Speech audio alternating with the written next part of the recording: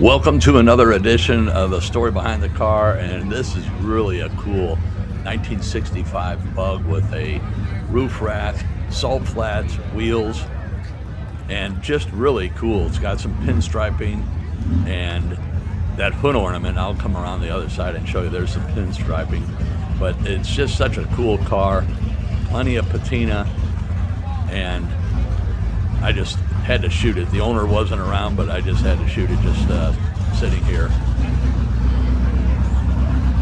Great looking, so it's on air, you can tell, because the back wheel, the tilt of the back wheels.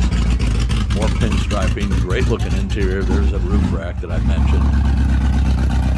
And just a really cool car. And I would love to know more about this hood ornament. If anybody knows anything about that, if that was factory or if that was an aftermarket, even pinstriping there behind the glass bubble for the headlights.